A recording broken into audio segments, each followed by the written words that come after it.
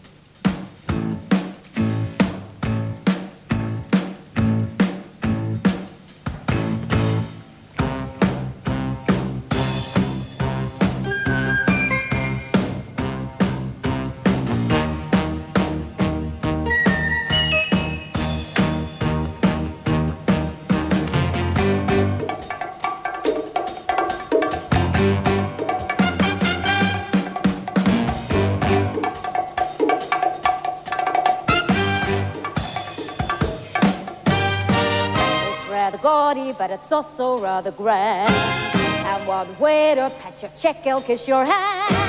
The clever gigolos romance the wealthy matrons at Lacage. Oh, Folle.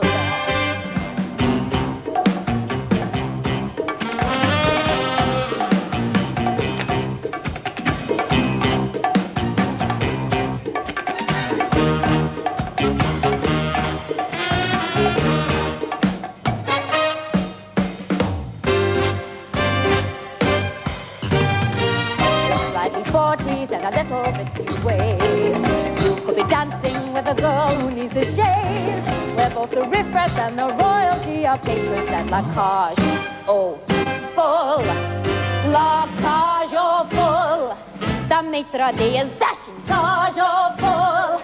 The head chick doll is flashing. We import the drinks that you buy. So your Perrier is Canada Dry. It's bad and beautiful at the body and bazaar. I knew a duchess who got pregnant at the bar. That's who is who and what is quite the question at La Cage. Oh, Folle, La Cage, oh, Folle. A Saint Tropez tradition, Cage, oh, Folle. You lose each innovation all week long. Well, wondering who left the green Givenchy gown in the loo. Ha!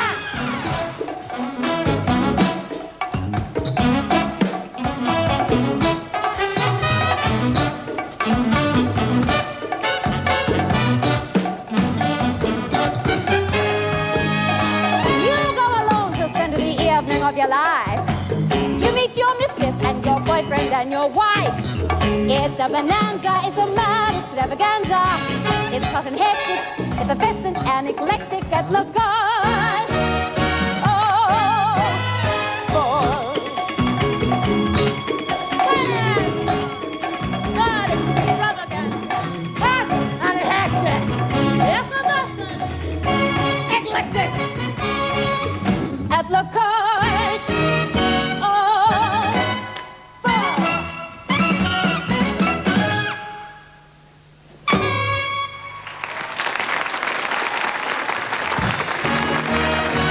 Bloody wonderful. I can't wait to introduce her to you, but you know what? You're going to have to wait because it is time for a very quick Jaden Show commercial break.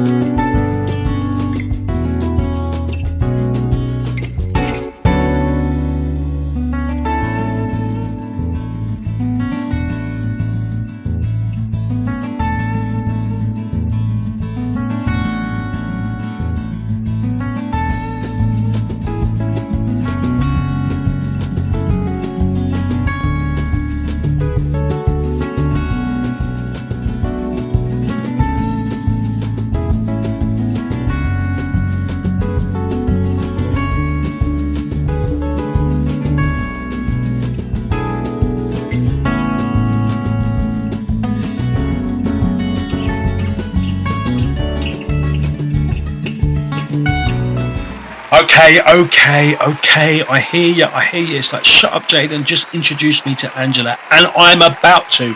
Don't you worry. So I want you to put your hands together. I want you to clap as loud as you can so she can hear it in Australia. And welcome to the Jaden Show.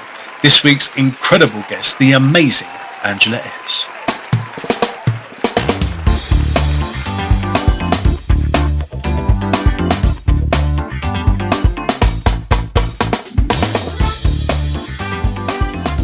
The beautiful, the talented, the oh so glamorous Angela Ayers. Welcome to the Jaden Show. Are you talking about somebody else? Jaden Cornelious, how are you? I mean, Angela Ayers, how are you? I'm fantastic. And how are you from the other side of the world? I'm all right, Jack. It's bloody lovely to see you again since our book lovely to reads. see you too. It's written out. I'm very excited about today's show because there is so much more to you than authoress. There is acting, there is singing, there is songwriting, there is dancing, there is a plethora of talent going on in sunny Australia, although originally from New Zealand. So Yes. I want you to take me back to little mini Angela, right? And what was going on in your family surroundings? What was going on around you when you were a kid that created the artist that you are today? Ooh, well, I come from it was a little town. It's much bigger now, Palmerston North in New Zealand, the North Island. So I had an older sister, and my mother decided that she would take her to dancing.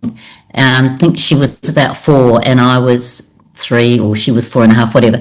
So I went along, and of course I stood up with my sister, and Mum was very embarrassed, and the teacher said, no, leave Angela. I think this could be her thing, So I don't know if I was a precocious child, but I'm beginning to think maybe I might have been. But I just loved to sing and dance, and I used to organise all my own birthdays and tell each person what they could perform. I'd open the show and I'd close it. Really. Wow. I actually should go back and ask a whole lot of school friends, what sort of person was I? Was I all right? Was I a brat? Was I horrible to you?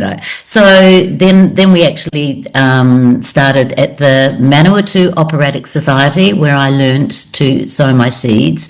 And my mother was an usherette, and my dad was the doorman, that looked after the alcohol that was in the green room as such, Okay. So he used to love that. They were never performers, but they were always very, into the Amateur Operatic Society. And I learnt, I was a dancer in Psalm, and I was, my first role was in Annie Get Your Gun, and then I was Amaryllis and Music Man, and then a dancer in, I think, Brigadoon, because I was a Highland dancer. So I did. How old was you at this point? Well, between 8, 9 to 13. Wow, so still crazy young then. And was your sister doing anything? Was she just like... she took No, she was more into socialising than me, and she sort of tried everything. So after the dancing, but she was in the operatic society too. So that, honestly, I think I was just, I don't know, are us artists just so focused that I've bypassed the world until now, when I'm older and I look at it and go, oh, I wasn't aware of that, or, I've got more interests now because I'm not so focused. I was just like, a rabbit with headlights. So from the age of 13 or 14, and I was in school productions and, singing in a band and doing talent quests. I never actually won any talent quests all that time, because it would be a public vote, and we would have busloads of the Māoris come up from Wellington that would do their poi dance, and of course they'd have so many people there, they always won. But that didn't matter. I carried on and went to school. I don't think I was a particularly good student. I learnt with singing along to songs, and then at 19 I entered this glorified talent quest, which was the major singer on New Zealand television was a girl by the name of Suzanne. She was going to London to tour with Cat Stevens, so they were looking for this female singer. So my mother said, come on, let's put a tape together. So how you did it in the toilet, because it always had good acoustics. Yeah. I sang something in the toilet, and we sent the tape off.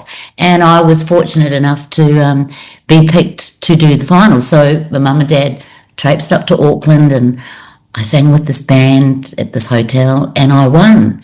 And I got a manager, and within, I don't know, a few weeks, I'd moved up to Auckland to live. But before that, I actually started teaching dancing from the age of 14, because you get your license in New Zealand at 15. Wow. So there was a lady, one dancing teacher that left, and she said, do you want to take over the school?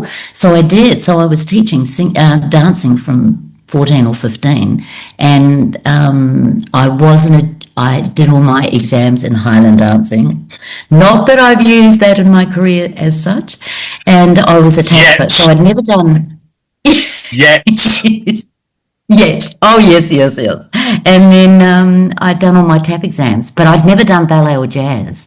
So anyway, I moved to Auckland and got a spot as a guest spot on... There was one television show called Happenin', which was the Bible of New Zealand television. It was a bit like, in a way, it was like you black and white minstrels, because we followed English television all the time. A bit like black and white minstrels, but it was a younger version. So first of all, that Happening was the pop program. So it would be filmed, you would rehearse all week, you would mime it, you go into the studio, so you'd mime it, and then Saturday you'd have off-camera rehearsals all day, and then Sunday you'd film it. So we mimed it. So then after my year of Happening, because you were signed for 6 weeks, but I came along and they signed me for a year. So you couldn't help but become an overnight success, because it was shown on a Saturday night, and if you missed it on a Saturday night, it was replayed on a Tuesday afternoon. So I just became this, I wasn't even aware of the fact that, I had this identity that was doing really well. I think I was the girl that every mother's son or every mother would like their son to marry, because honestly, I was just purer than the driven snow and the girl next door, that sort of thing. So like the New Zealand Olivia Newton-John kind of thing. That's it. And I sang all of her songs, and the Carpenters, and all of those sorts of songs. We need to duet. I still sing them all now. Oh, they were just stunning. Yeah, but old music is great. Different. Great. Yeah. So after 4 years of being national and on television, I was told at the age of 23 that I was too old to be a pop singer. I'd had a couple of singles out. My first one was Humpty Dumpty, which, moving right along. It wasn't the Humpty Dumpty song, but it was another one written by a New Zealander, so I recorded that. But the B-side, I'm a Fantasy, was my favourite. And my manager and I flipped a coin, and I wanted I'm a Fantasy, and of course the coin came up with Humpty Dumpty. So that's the reason that was released. So after 4 years on national television, I sort of was washed up. Nobody wanted to know me. So yeah, at 23, you're told that, well, you'll never be a pop singer, you're too old now and whatever. So my dream, because I had followed Judy Garland, Ginger Rogers, Fred Astaire, all of those musical movies, I wanted to star on Broadway or star on the West End. That was my dream. So I thought, well, it's my time now to go on my overseas trip. So Australia wasn't too far, so I decided to come over here first before I went to London. Well, I'd arrived in, I think, 76, around the August, and stumbled in on the auditions of a chorus line, which I knew nothing about, but it had won all the Tony Awards. So I was at a drama class, and my drama teacher said to me, have you auditioned for a chorus line? I'd actually been working away for 3 weeks. I was doing cabaret around Australia. I said, no. What's chorus line? She said, da-da-da-da-da-da-da. So there was 2 other people that had auditioned for a role in a chorus line in that drama class. So somebody happened to know the person that was going to be the musical director. So they teed that up. It was a Saturday. I went to the auditions, Bayok Lee and Betty Pounder, the great Betty Pounder, and had no dance shoes, no dancing clothes. Walked in and they said, you better put your dancing shoes on. I said, I don't have any. They said, you can't do, barefoot audition. Because I thought it was a lot of singing and maybe a little bit of dancing, but it was sort of the other way around. The other way around, right. So anyway, I walked out there and I fluked the audition got somebody quickly to teach me a double pirouette in the toilet. And, you know, I was strong in the legs from being a Highland and a tap dancer, but knew nothing about ballet or jazz. And then as I was about to walk off, I said to my Bayok Lee, I can't do this. This is out of my league. She said, no, just stay. Can you do the tap routine? Which I did. And what are you going to sing? And I went, I don't have any music. She went, well, what do you know? So I looked over to the piano player and I said, give me a B flat. A one, a two, a 1, 2, 3, 4. And I went into baby face, you've got the cutest. That one. Well, after that, they applauded and they said, can you come back Monday? We're doing the finals. I was like, oh, okay. So, so I went in on the Monday where they'd all been auditioning for over 6 weeks all around Australia, and these were the finals. And they took me aside and they said, we'd like to offer you a scholarship to study jazz ballet in Los Angeles prior to the opening, and you leave New Year's Eve. And I went, oh, I'll have to ring my mum and dad in New Zealand first.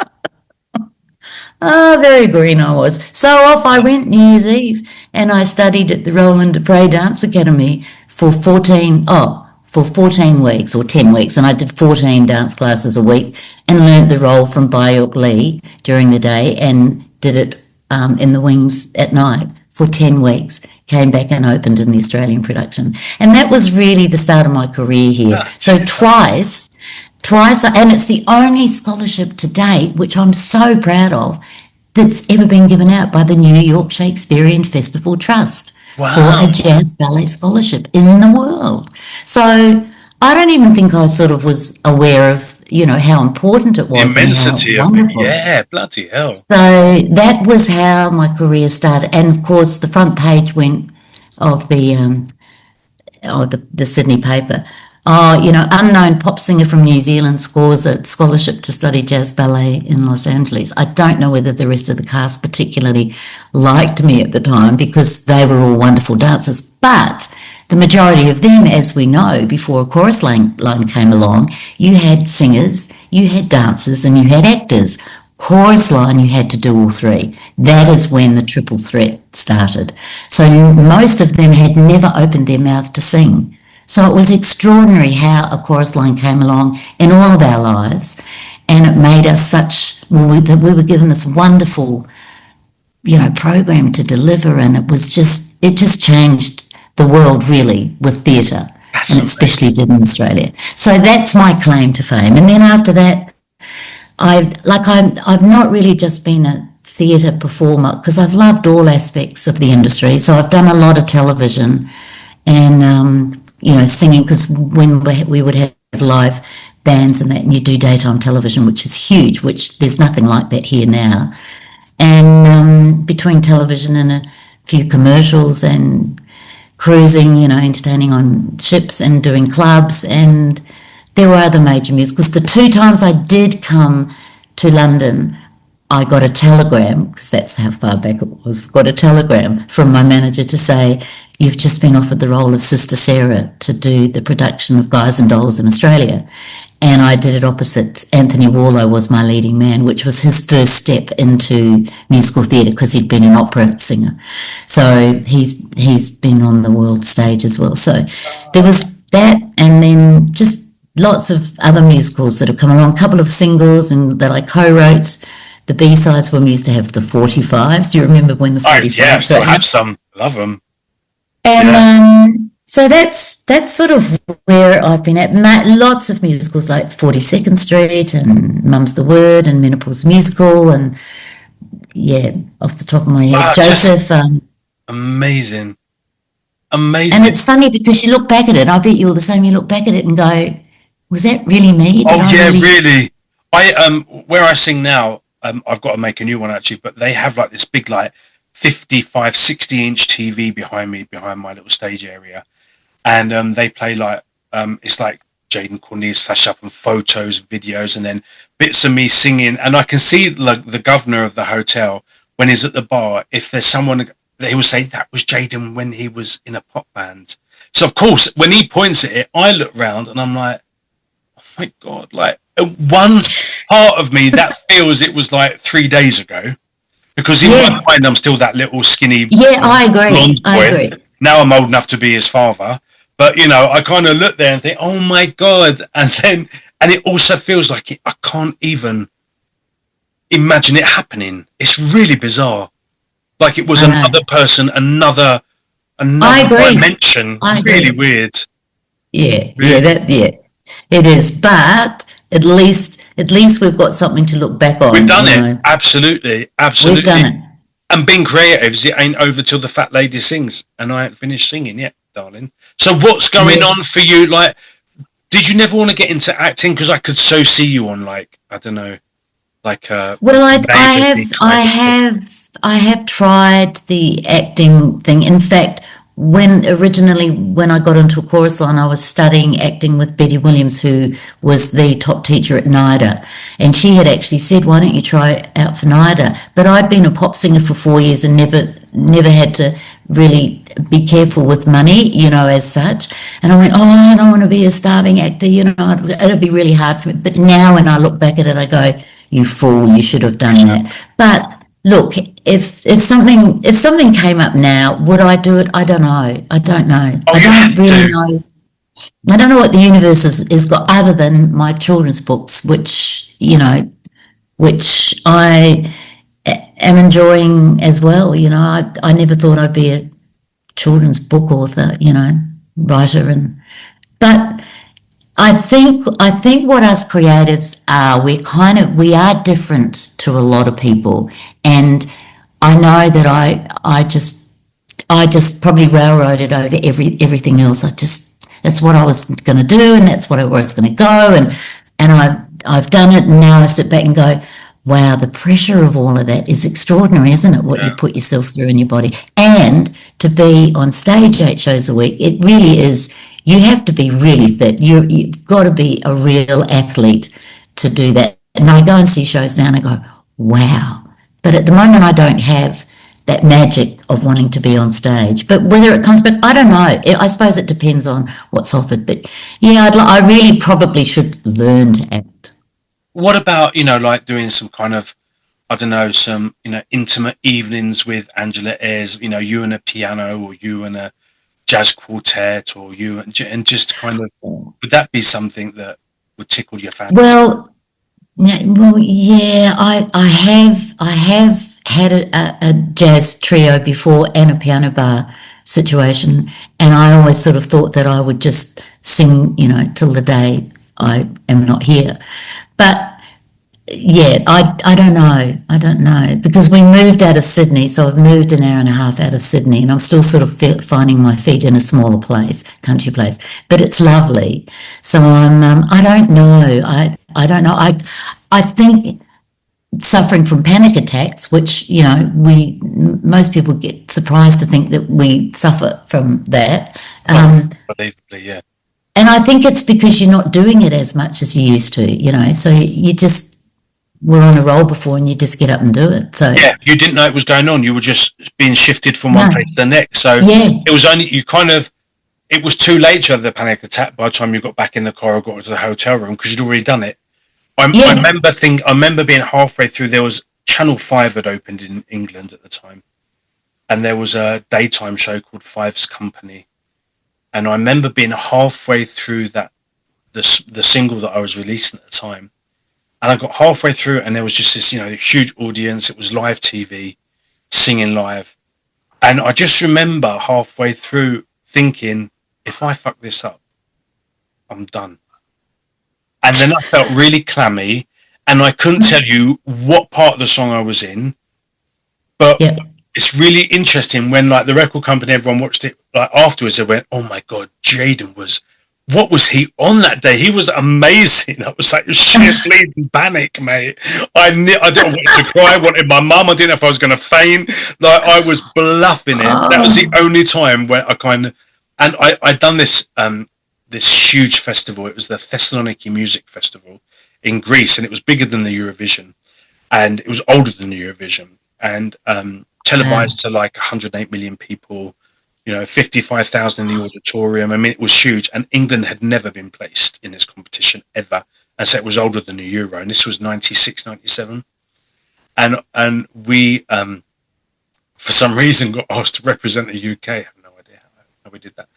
But I remember that was the biggest thing I'd ever done, and just getting ready to go on stage, and I completely wobbled. I was hysterically crying. They were constantly reapplying makeup, constantly. And I was like, I can't do it. I can't do it. Welcome on stage, beyond. They pushed me and they went, only love will turn the key. Done it all completely. Came off, cried for another hour in the toilet, and then said, and the winner of the competition, the United Kingdom with the key, beyond. So we won for the United Kingdom, but that was the most scariest thing I've ever done. And that was panic attack. But how did you make yourself get back up there again? They pushed me out. Well, once I'd won, I felt great. Yeah. I was like, I'm going to show you what I can really do now.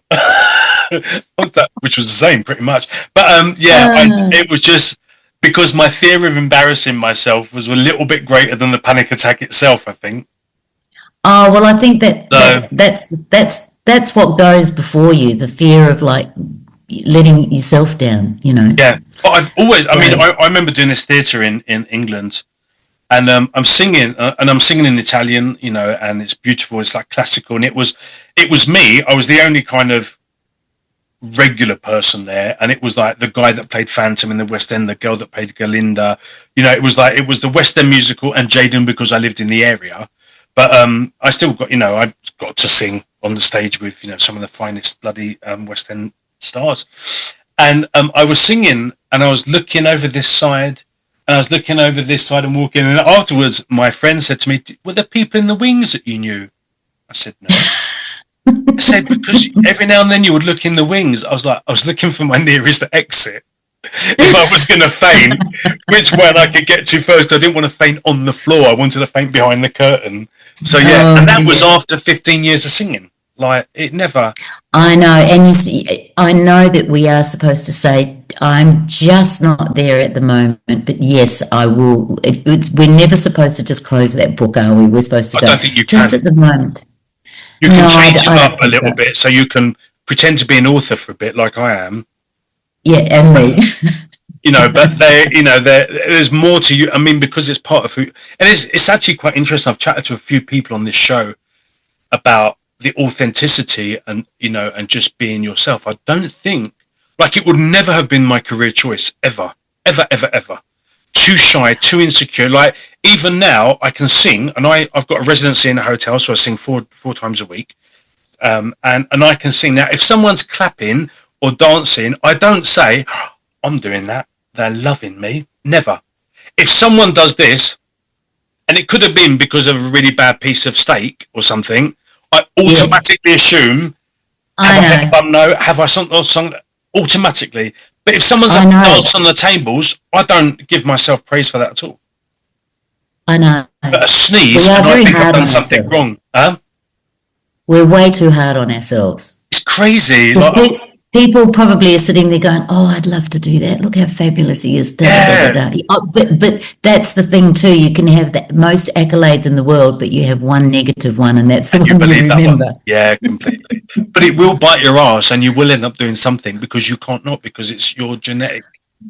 Yeah. Well, that's why, like, this last week, I've actually been, because I've got my next book ready to go, but I really am a bit confused because it's all started with the two little Kiwi birds, which were Les and Beryl, and this one is my crystal ball, but I didn't really know which way I wanted to go with it, so I've actually started pulling pictures, which I didn't know really about AI, you know, but I pulled some gorgeous pictures, and I've been putting a video together, and I've enjoyed doing that for the last 3 or 4 days. And that's the creative process too, that if it's not going to be on stage performing, as long as there's something in the background that I'm doing, it doesn't have to be performing. Absolutely. But I love teaching as well, which I've taught all my life, and I've always enjoyed teaching children.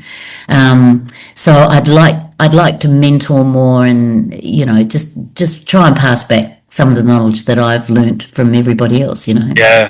No, you need to. But I've been very, very, very lucky, and I'm very grateful. And being in this industry for so long is fantastic. And even though I'm on the peripheral of it. Well, you're still doing your thing. Yeah. You know, I mean, this show started because of COVID, because I had nowhere to play anymore. So I was like, I was just going to talk to people, and I wasn't really talking to anyone. Well, Who was in? I think that's the thing about being a creative person. Of when stuff happens like that, we take ourselves out of the box, and we're creative enough to be able to find another niche to be, because that's what happened with me with all the poems that I just thought, oh, I'll just write them and I'll probably put them in the bottom drawer, whereas I've ended up by doing something with them, and but it's the marketing and all of that, and we've gone from either having a manager or an agent to us doing it all ourselves, which you're probably right with. Artists have never been good at promoting ourselves.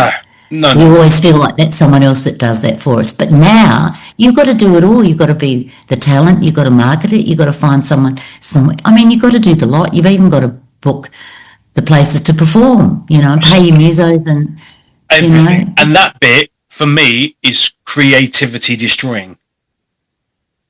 So absolutely, that's the bit that kills my creativity, because I'm like, I've got to share this on TikTok now. I've got to do it on Twitter now. I've got to do it on Blue Sky now. I've got to do it on Facebook now. And the time, it's so time consuming. Absolutely. And now I don't want to be creative. I just want to go to bed or watch something bland on Netflix. So I haven't got to think, because I'm exhausted now. Yeah. Because it's not our era. I mean, I was brought up, the closest I got to AI and, like being a gamer was Space Invaders with Atari back in the 80s. I mean, that was my experience of being technically advanced. So now, like, it took me 3 days to get this podcast mic and stuff out of the box. I'm like, oh, George, can't be bothered. They don't make it easy for us older people. Bless us, but long way may we reign. But we've done well. We've done well to get to the stage that we're doing a podcast like this, and we're doing all the technical stuff on a computer. Remember when computers came in and we went, oh no, they're going to take over the world, be robots. We'll never do that. And we had to learn. Yeah, so absolutely. We've got to roll with it, otherwise. The tennis game with the 2 little bars and the ball that used to do this, my binatone, that was my limit of technicality, quite frankly. But it's like what you were saying about, like when you were younger and you was like, the top of your game and doing what you wanted to do, you didn't have time to have panic because it just flowed. It just continued to do what you were doing. Right now, I think because we're not pressurized in the sense of, right, you've got to get this on TikTok, you've got to learn how to do a video, you've got to do this by Thursday. It's still quite fluid. So when the pressure is off, I think we learn and adapt better. So now I've got nothing to do for another 20 minutes. So let me see if I can look at a tutorial on how to put a picture within a picture or something. Yes. And so I think I was thinking I'd like to go back and do some tech stuff and learn a bit more about, Adobe and all of that stuff, I would love to making videos and stuff like that. I'd love to be a one-man shop and just do all my own stuff. That would be great. Yeah. I don't know. Well, otherwise it costs you a fortune, and when you're not earning that sort of money, it's you've got to look at an alternative. So that's sort of what I've done. Because during COVID, when I did the poems, I also started painting, which I'd never done either, with oils. But I don't. So I thought that eventually I might be able to illustrate my own books, but I don't think I'm good enough at that. But I had enjoyed the painting as well. So there was a whole lot of another side that came out of me during COVID, which I didn't even know was there. Get a Facebook page with those going on. You might be selling some exclusive artwork. I don't know about that. Don't know. Well, I like it, and that's all that matters, really. It's I mean, come on, let's be honest. You can see a red dot in the middle of a piece of paper with lots of gold and grey splashed around and say, well, it's the poetry of the sun, how it rises in the morning, and how it's all about new beginnings. And someone buys it for £10,000. I know. Just go on AI, go on ChatGPT, give me a really good write-up for a red dot in the middle of a blank page, and I say, well, it's the dawning of creation, surrounded by and that's it. Put that down as your write-up. You've just sold it, £10,000. You're on. Probably. Buying yourself an in-house studio. Oh, okay. Yeah. You could do that. So, well, that's food for thought. Absolutely. So what is going on? What is going on for Angela Ayers at the moment?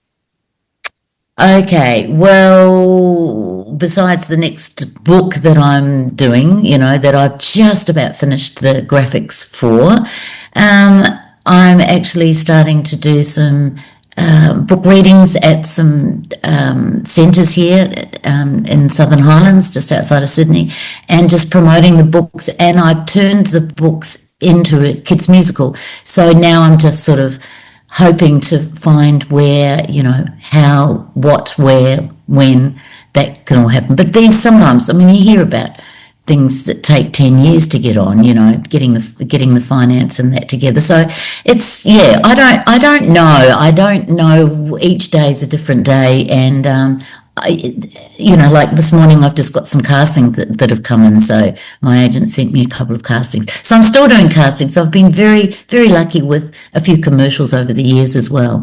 But I don't know. I'd like to maybe write and record some more of my songs in a studio. But, so there's a lot still to do. So I've still got many years left here. But yes. So you've kind of covered my next question, but I'm going to ask you anyway. What are the ongoing plans for Angela Ayers? So new books, musical, recording your own stuff, but what would your dream be? What would you really love to be doing? Pass. Don't know. Really, just open to where it leads, right? Well, I think because as I said to you before, I did have I've had a bad medical time the last couple of years. I suffered twin aneurysms, so one that bled above the left eye, and then they operated the next day. So I've had two aneurysms that they've had to clip, and it's taken a good 2 years, but I'm here. So now I'm just rebuilding. So I've gone through the health battle, and what I'm left with is looking fine on the outside, but anybody that's had any mental injury, inside I'm different. So I don't know. I'm grateful for being here, but I really would like to probably get the children's books out and happening and get myself back on stage, because the panic attacks, I've coached kids that have had panic attacks and got them onto the stage, so I really can relate to all of that. And I find kids are a really great leveler. My kids and my grandkids we've got 7 grandchildren, so yeah, there's a lot of life left, and I do find that the love from them is fantastic. And I don't know what's in store. I'll just have to wait and see what the universe sends me, because it sent me something that I didn't want, and kept you here for a reason.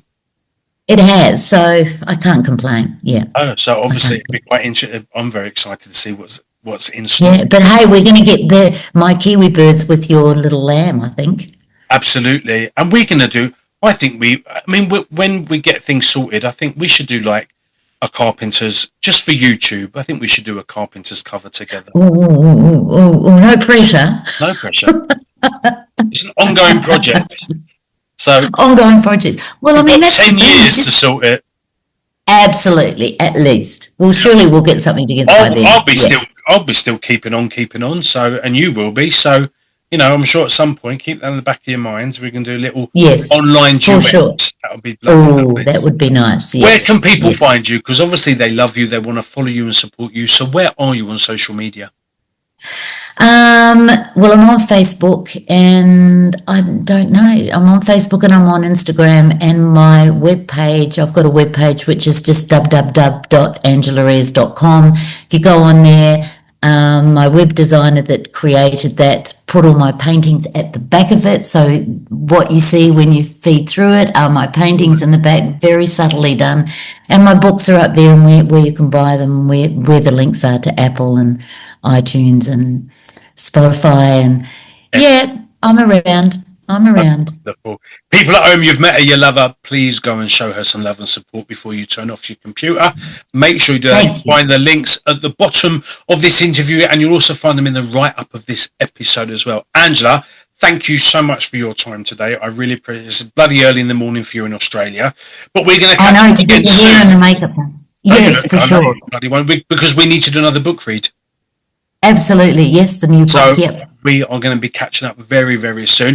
If you haven't Thank you seen so Angela's much. book, it's an absolute bloody pleasure. I adore you. So, people at home, go and check out the book read episode as well, because you'll find out about her two little Kiwi birds in Australia first, and then the second one is two New little Zealand. Kiwi birds in New Yep. Zealand. And then That, this that will be the next starts one that we will talk about. the rainbow, yeah, and then we've got a crystal ball Yes, coming after that. So we're well in after that. touch. And this one's got colouring pages in the back too for the kids. Oh, But it's to learn the colours of the rainbow. Yes. lovely. Okay, we're going to arrange a date to chat soon. People at home, do what you need to do Thank before you. you finish your bag of crisps and your cup of tea. Sort out following, and don't forget to subscribe to this show as well, because you do meet. Thank you so much. I really appreciate all of this from the bottom of my heart. It's more than a pleasure. I'm gonna bloody hold you. No pressure, Lidley, but I'm gonna hold you to that Carpenter's duet in the next decade. Okay. Will Right, do. just so you. See you. All right, lovely Okay. lady. Take care. See you later. You too. Bye. Bye bye. Always amazing to catch up with Angela. She's so super special, and I really do hope you'll go and show her some love and support on her social media platforms, and go and check out her website as well. Now, before we go, I am going to leave you with another song from Angela. However, I just want to quickly remind you to subscribe to this channel, to please share, like, comment, tell all your friends about it. Don't forget to go and follow Angela on all of her social media platforms, of which there are only a couple, so there's no excuse for you to do it. It's not hard work. Go and click on her Instagram, go and click on her Facebook, go and check her out, and her YouTube as well. So I will see you next week on the Jaden Show, but I am going to leave you with someone to watch over me, and that one watching over us is Angela Ayers. Enjoy. I'll see you later. Bye-bye.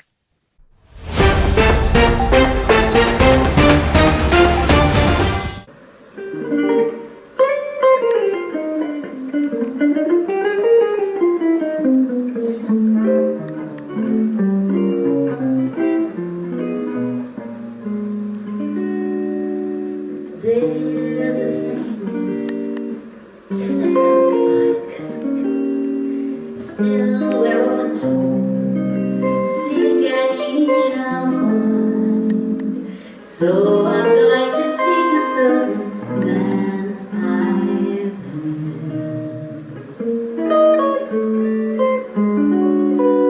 In mind, looking everywhere, haven't found him yet. He's the big affair I cannot forget. Only man I ever think of with regrets. I'd like to add his initial to my monogram. Won't you find me that shepherd for this lost lamb?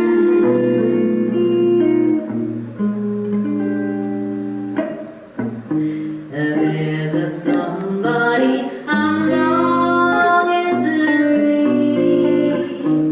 I hope that he turns out to be someone to watch over me.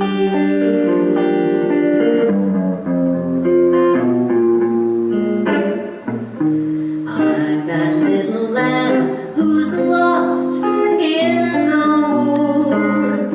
I know I could always be good to the one who watch over me.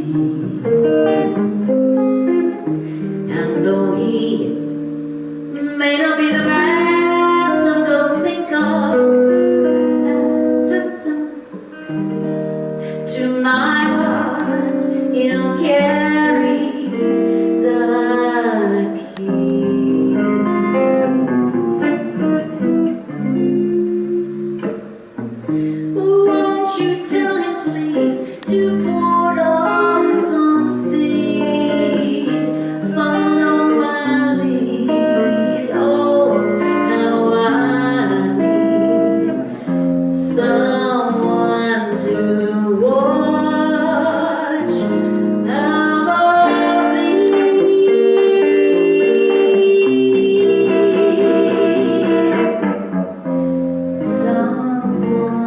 to